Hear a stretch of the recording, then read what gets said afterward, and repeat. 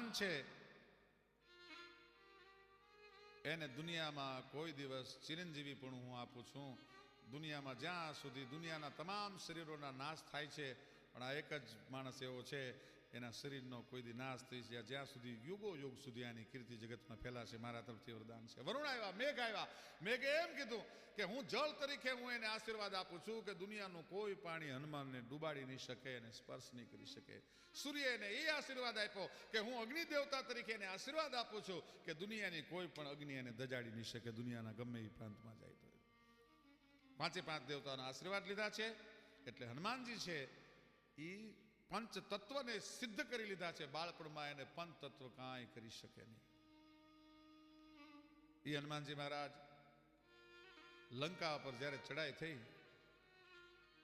અને મેઘનાદનું એમ કહેવાય કે મેઘનાદ અને લક્ષ્મણ